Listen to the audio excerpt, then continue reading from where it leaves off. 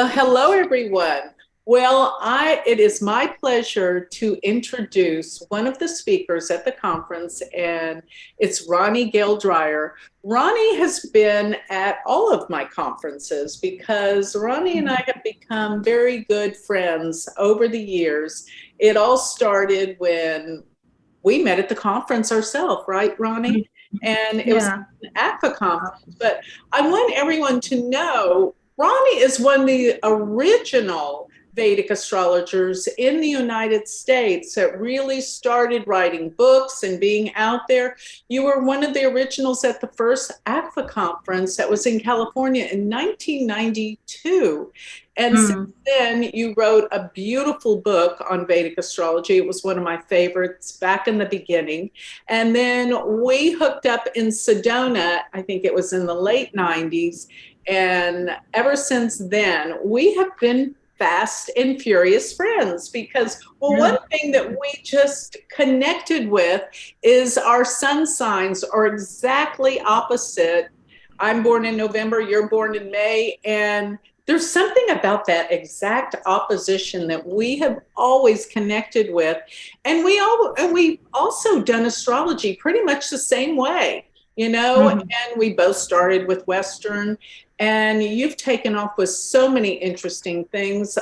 We've got so much to talk about and inform everybody about your master's in Sanskrit and your time you spent in Amsterdam and how you got into astrokartography. We're going to inform everybody about all this fun stuff. And so go ahead, Ronnie, go ahead and just tell us how you got into astrokartography or Vedic astrology, because the one thing you did that is amazing is you took it to the max. You went to India to study with the Indians way back in the day when it wasn't an easy trip, especially as a single woman. And we wrote all about your journey to India in my astrological magazine, Joni Patry's Astrology Insights, the December issue. We featured you and your fabulous story to India. Tell us how it all began and your trip to India and where you are today. Okay, we're going to try to make this a little short. Anyway, we're going to have to, because I do want to get into astrokartography, because that's what I'm going to be speaking about at your conference. Right, and that's another thing. That's what I want everybody to know. You can come and meet Ronnie at the Vedic Astrology Conference, which is June 2nd through the 5th in Dallas. There's a link down below. You can click on it and be able to sign up and buy a ticket. By the way, Dallas is easy to get to. It's a major airport, but you'll have an opportunity, most of all, to meet Ronnie and take her class in astrokartography. Go ahead, Ronnie, tell us your story.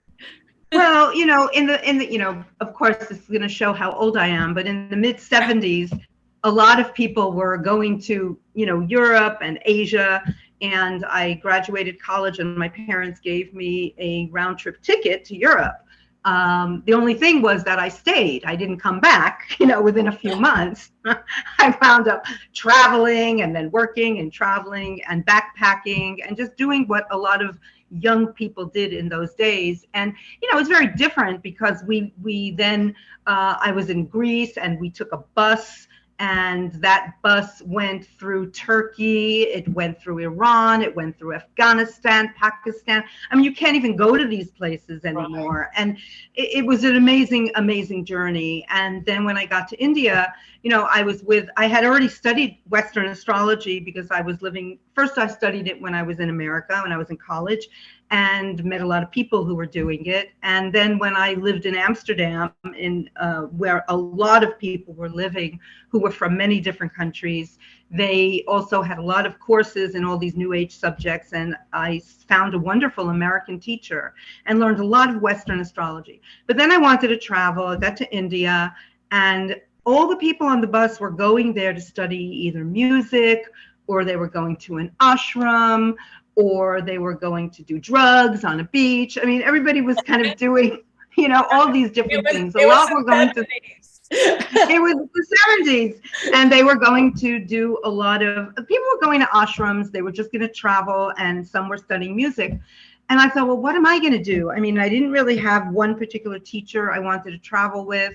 And then I thought, wait a minute, I'll study astrology, because in India, it's been used for years and years. It's never stopped being used.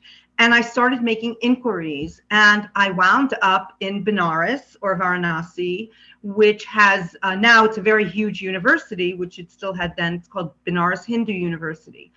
But they did not teach astrology then. They do now. I mean, it's really in all the schools now.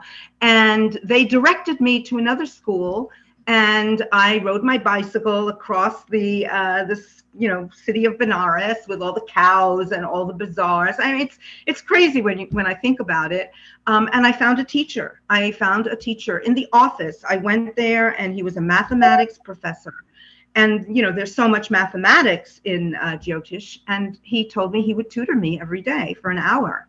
I had to learn the nakshatras. I had to learn them overnight and recite them to him. And I recited the 27 nakshatras. I had no idea what I was saying. I just had a good memory. I memorized it. And he said, okay, now I see you want to learn. And that's what we did for an hour a day. And he taught it in a very academic way. And then I found another teacher from the bazaar who taught it in a very commercial way. And that's what I did. And I learned it and really had a wonderful education and came back with these books. And then when I went to the West, I had to find people, because in those days, in the 70s, people were not into Indian astrology at all. I mean, if you mentioned it, they were really scared. They thought, oh no, I don't want to know when I'm going to die, or it was really taboo. And it really took a lot of people from the West, people like us, who made it more palatable. Mm-hmm. And also, of course, with social media and with Hellenistic astrology coming back, people are getting much more interested in the classical systems. And, my thing and what I love doing is taking all these classical systems, reading about snake bites and, other things that are going on that you can't relate to, but you can translate, into modern terminology. And, maybe a snake bite has to do with some kind of toxin or some kind of infection. You can, relate it also to poisons, can be alcohol or drug addiction. So all these things that had, very specific meanings. And that's what I love doing. And, once I moved back to America, and James Braha's book had come out, and David Frawley's book had come out, and I had wanted to write a book about Indian astrology, and I got a contract. And James's book had come out. It was in 1986, and my book came out in 1990. And after that, I got invited to speak at the conference in 1992 in San Rafael. I met Dennis Harness, and I met Dennis Flaherty, and Stephen Kwong, and David Frawley, and Dennis. Those were the three people who created the conference. And yeah, Dennis Flaherty was there, and Edith Hathaway was there. And a lot of people, Christina Collins, no, she was at the second one. Anyway, there were a lot of people who were, and B.V. Raman was there. He gave the keynote, and B.V. Raman, for those who don't know, he was like the primary Indian astrologer and writer. He really did a magazine and really popularized Indian astrology in the 20th century. And his daughter and children are still, in fact, carrying out his legacy with magazines. But and it was wonderful. And then Aqua formed, and then we just kept getting invited and going to these conferences and meeting more and more people. Mm-hmm. So, and then I met Joni when the conferences moved from California to Sedona, because Dennis moved to Sedona. And that's history. And we just became very friendly.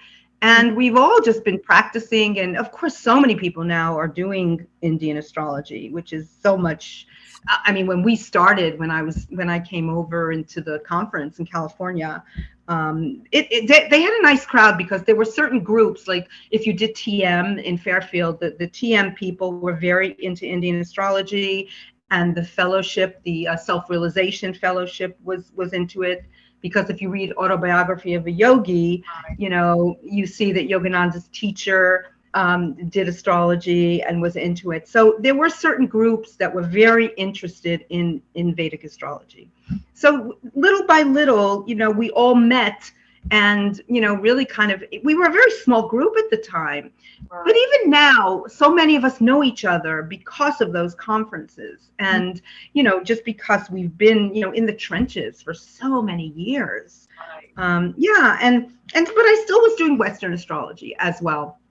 And it was, kind of doing it side by side. And a lot of people now, of course, are putting the Uranus, Neptune, and Pluto into their charts.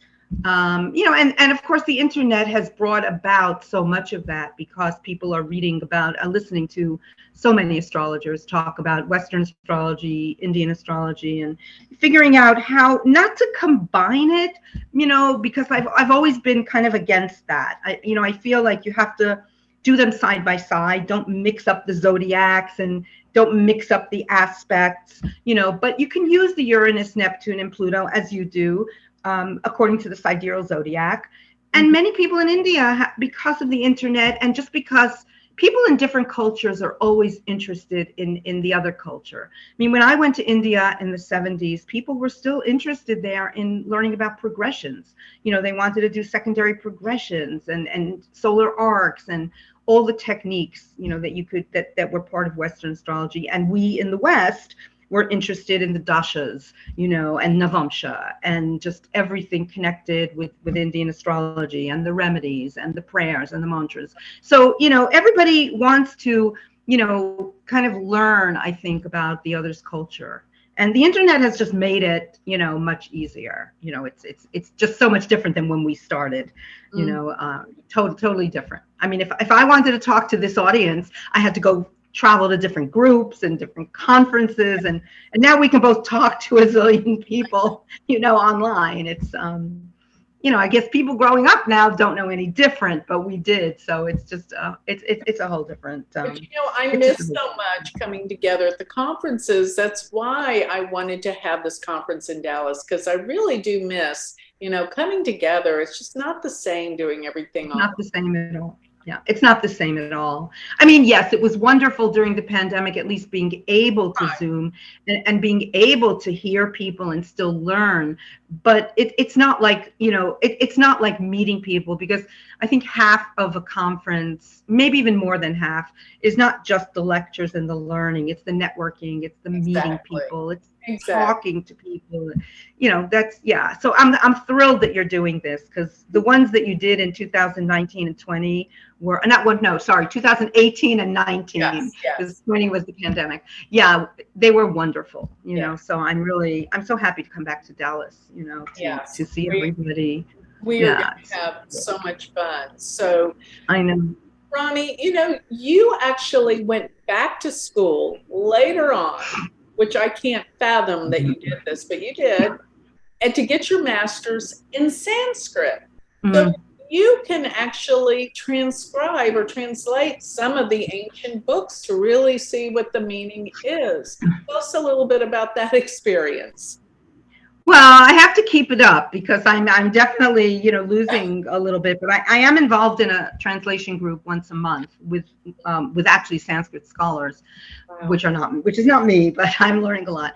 Well, at a certain point, I just decided, I had written a couple books and I was teaching a lot of classes, and my passion, one of my passions is yogas. And I love yogas. And for me, it's like, if you can find the yogas in the chart, to me, that's like immediate. You can get so much out of the chart. And I started writing a book about yogas.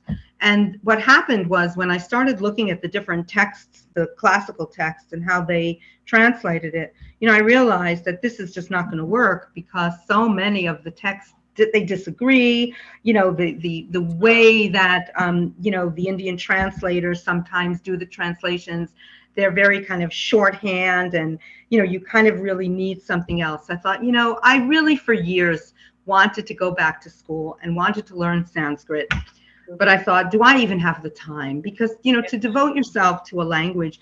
And I thought, all those years later, I was in my 50s, and I thought, do I even have the brain to do this? Because you have to make time. It's really different when you go to college and you have that's what you're doing. the money is paid for, or you're paying back a loan, and that's what you're there for. But once you go into your normal life, family, profession, it's really hard to make that time.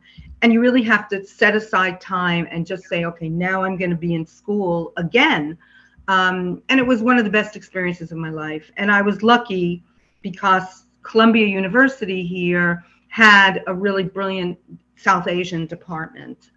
So I studied Sanskrit, I studied Hindi, and I had to do a master's thesis, and I did it on 5 chapters in ancient text called Vriddiyavana Jataka, and the 5 chapters were about women's astrology, called Studi Jataka. Studi means women, Jataka is the study of astrology. And because when you do Indian studies, astrology is, it's just one of those studies. Nobody looks at you like you're crazy, because, for years, I think a lot of us were a little bit shy about saying what we were doing. Right. And it was great. And I learned a lot by, doing this thesis. And so really it was a great experience. And not only that, just being back in school. I mean, I have the sun in my 9th house, and the sun is my ruling planet. It's in my 9th house with Mercury. Mercury's not combust. If somebody paid me to go to school for the rest of my life, that's what I would do. I would just go to school, I would. I love it. It's learning, and we learn every day, I think, by doing readings, by teaching, by going to conferences. I mean, we're always learning. That's how I look at life. I mean, I always look at life as a series of learning experiences, no matter what I do. And I hope so anyway, and once you stop learning and expanding your horizons, then, it just doesn't get interesting anymore. Well, so anyway, and I am now finally finishing that yoga's book. I mean, I'm finally coming back to it. Yeah. Right. Hopefully by the end of the year. Let us know when that comes out, because I want to be the first to get a copy.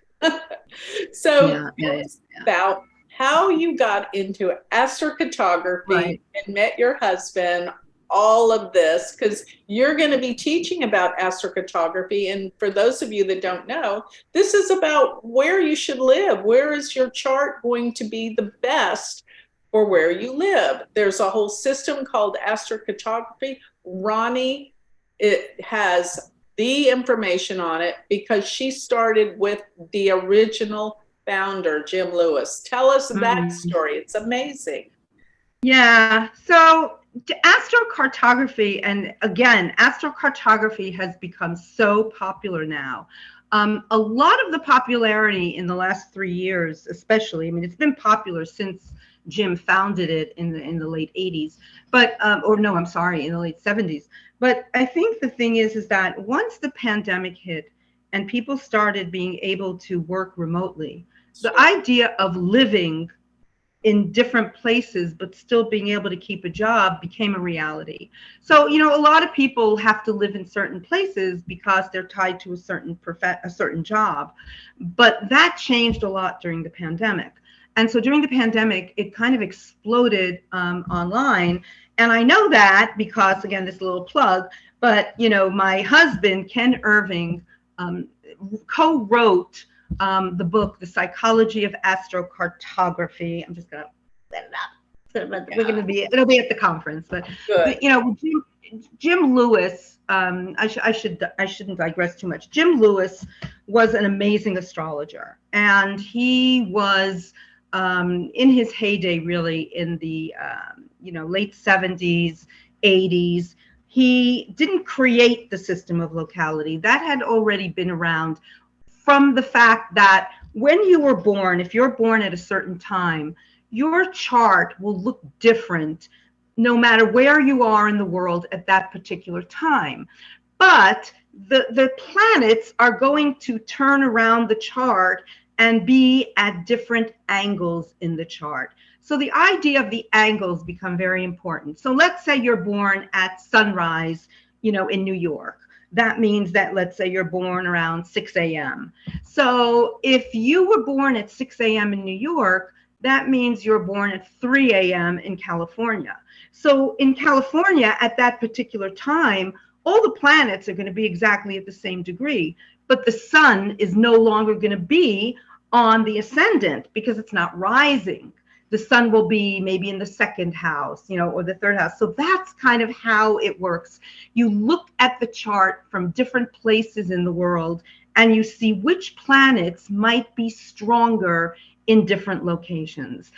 So maybe you'll have a strong Venus line somewhere. Maybe you want to move to a place where you'll find love, or you'll find, you know, creativity. But it's not as simple as that, because what if the Venus in your chart has terrible, you know, is with Saturn and Mars? In that sense, you don't necessarily want to move to your Venus line, because if you move to your Venus line, you're going to get Venus with Mars and Saturn. You might actually want to mute it a little bit in your chart and not move to a place where it's, you know, powerful. And when you say powerful, it simply means that those planets are going to be in different positions in the chart, no matter where you were born. So if I want to move to California from New York, that's what I would do. I would take the time I was born, which was 1:20 p.m. in the afternoon, and then draw the chart up for 10:20 a.m. in California. So it would be exactly the same chart in terms of the degrees, but the places where they are in different houses will change. Yeah. And that's what the talk is going to be about. And it's a system that was created, you know, long before Jim Lewis. But what Jim did was he created these beautiful maps of the world, and he trademarked it and had worked with a computer company.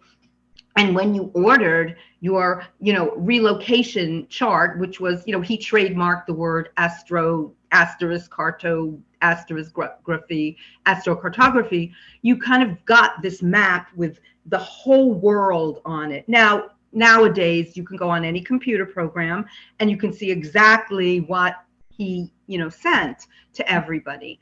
And then he would also give you a pamphlet, you know, with very general explanations, you know, if you have the sun on the ascendant or the midheaven or whatever. But the interesting thing that I'm really looking forward to is, you know, I've done these lectures a lot of times, conferences, hour and 15 minutes. What I'm going to be doing at Joni's conference is for 2 hours. So not only are we going to be able to really look at a lot of, you know, interesting charts of interesting people, but I also want to kind of approach something philosophically that I've not ever done in this kind of lecture. And the idea is, what is place? How do you feel about place? What is your place? And what does the word place mean to you? Is it physical? What does the word place and location mean in our lives? And it just reminded me of, you know, in the 70s, there was an author, 60s and 70s, called Carlos Castaneda. Yeah. And if you ever read the books of Carlos Castaneda, he talked about the teachings of Don Juan or Don Juan. And they use psychedelics to kind of explore the psyche and talk about things. And one of the lessons I do remember from one of those books was that he told Carlos Castaneda, I mean, it was fiction, it wasn't like a real person, even though he made it seem like it was, to find your place. Wherever you are in the world, find your place. Meaning that you can be anywhere in the world, but if you have a certain sense of calm and peace, you can kind of find your place anywhere. So it's very, very interesting to kind of match up, I think, that sense of place and location with actual places and locations. Yes. And so, and I'm really looking forward to that, because I've never really talked about that in this kind of lecture before. Let me ask you something. The way that I was trained to look at astrokartography is that you would really look at what that planet's about from your Vedic chart, then place it into the astrokartography. So you kind of get this different meaning, because if you've got a difficult planet, such as a difficult Mars or even a difficult Jupiter, you may not necessarily want to go to your Jupiter line, even though we think Jupiter is a great benefic. Isn't that the way it is, Ronnie? Tell everybody. Well, that's what I was saying about Venus. If, let's say, you have Venus conjunct Mars and Saturn, you might not want to go to a place that has Venus angular. But the other interesting thing is that you can do astrokartography or locality astrology, no matter, it doesn't matter. It's not zodiacally formed. So it doesn't matter if you do tropical or sidereal. That is not an issue at all. But what I will be talking about, and I know Joni, you use a lot of Uranus, Neptune, and Pluto. So Jim, in all his explanations, did use it, and the angles are the things that are most important. Now, most people, if they're doing whole sign houses, they know the ascendant, but they don't really know the midheaven. They don't know the IC, and they don't know the descendant. So I will be talking about that so people get an idea, and it will be very visual as well. But the interesting thing is that, Jyotish is so varied and vast. The whole sign house system is the most common system, but we also have what's called Shripati, and Shripati does use the angles. So they use unequal houses. So it is, in fact, a tradition of Indian astrology to use the angles, not necessarily in locality. People in classical times didn't move around. They didn't really move all over the world. So, so this is a modern system, but I am going to be using the Vedic chart to show the different circumstances and show that. And I think when going back to Jim Lewis, he was an amazing person. He died way too young. He died in 1995. And he had really created this astrokartography. He traveled all over the world, and he would sell maps all over the world. And I met him when I lived in Amsterdam, but I visited my family in New York in the summer, and he was speaking at an astrology center here in New York. And I went to his lecture, and he was from San Francisco. I could say it now, he was gay, and he was very closeted at the time because he just thought if he was talking about astrology in the astrological world in the late 70s, with a lot of older women and the AFA, all these very kind of, state, groups, he was really afraid that he would, not be accepted. I think he would have been, frankly. But when I went to the lecture, because I knew a lot of, I had a lot of gay friends, so I kind of thought immediately that he was gay. And I went up to him. I just went up to him after the lecture, and I said, and I did at the time, I used to bring people, I used to organize lectures for astrologers from outside of Holland. And I said, I really would love for you to come to Holland, to Amsterdam. And I don't know what got me the nerve to say this. And I said, I didn't say it outright. I said, but Amsterdam is very much like San Francisco. So, that's cute. Yeah, I know. And then later on, I saw that he was going to speak at a conference in Switzerland, and I wrote him and I said, would you love to come to Amsterdam after I met you, last year? And he was like, oh, yes, I'd love to come. And I set up a series of workshops and lectures, and we became fast friends. And that's really what happened. And then he came back to Amsterdam, to Europe. Every time he came to Europe, I would bring him over to Amsterdam. And then I moved back to the States. And then I was working on my book, one of my books on Indian astrology, the first one. And I wanted to write a chapter about the difference between tropical and sidereal astrology. And Jim said, oh, you must meet my friend, Ken Irving, because he's the editor of American Astrology, and he lives on Staten Island. So when I come to New York, let's all meet. And that's what happened. And that's how I met my husband. So Ken later on became my husband. I love that story. I don't think you ever told me that much detail about this. It's so nice. Yeah, I know. Well, maybe there wasn't the opportunity. I have a lot more stories I can tell you. I know. We all do. But yeah, it's a great story. He was a wonderful person. When he passed away, and he never had time to write like a lot of us, because he was traveling. Again, in those days, you had to physically travel all over the world in order to, sell your product, sell yourself, meet people. And finally, a British publishing company said, we would really like to give you a contract to write the book.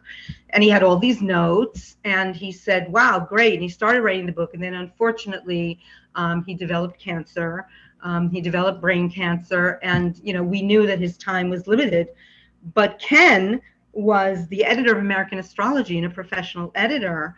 And he was a good friend of Jim's. And I said to Jim, you know, maybe Ken could help you do the book.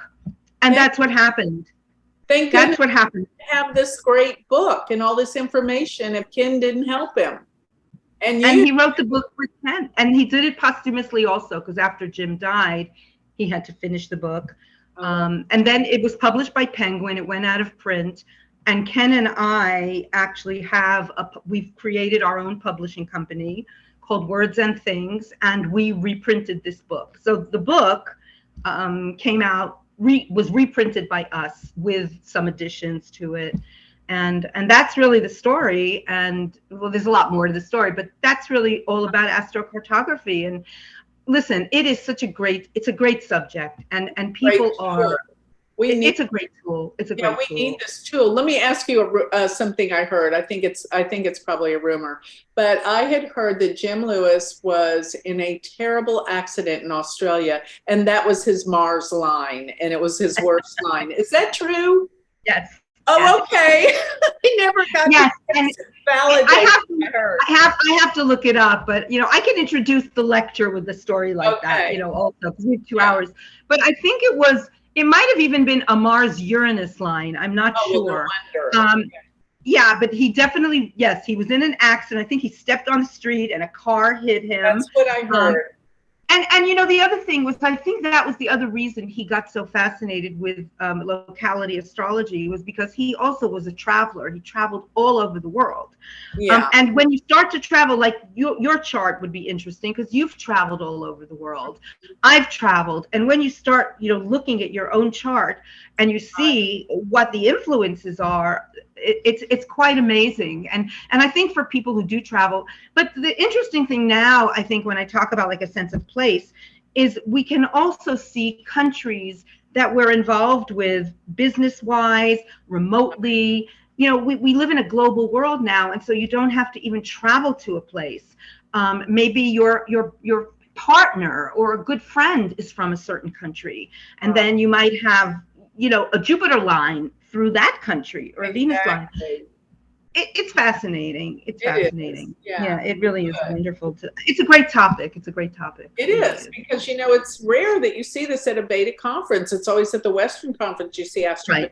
Right. So this is, I think, we have a really complete subject matter. We cover everything. It's such a well-rounded with topics, I think, at this conference, and the speakers are also different. So I'm looking forward to this time together. Robbie and I are going to spend time after the conference together so we can catch up. Definitely. We had so much fun together, but I just wanted everyone to meet Ronnie here online because she's amazing and so full of information, and I learn something from you all the time, Ronnie, and we love to share. So and you too, Joni, and you too. And we're also going to, in the lecture, I'm going to talk about eclipse paths. That's our connection too. We love to talk about eclipses, you and I. For sure. That is so cool. Great. Well, thank you everyone for joining us. Any last things you want to say, Ronnie, before we close? I want to tell people to come to the conference, not just for me, but oh my God, look who's speaking. James Braha, Juliana Swanson, Mark Boney, Simon Tchaikovsky, Shrikala Ram. I mean, I can't even tell you how many wonderful people. Kapil Raj. Great people, and Joni, of course. But you know, it's you know, you have an amazing roster of people, an amazing roster of people. So I'm really looking forward to it. Thank you so much for taking your time out today to join me on my YouTube to be able to tell the world about what's happening and for them to learn more about you. Ronnie Gale Dreyer, what a legend! Thank you for joining us today. All right, thank you. Bye. Okay.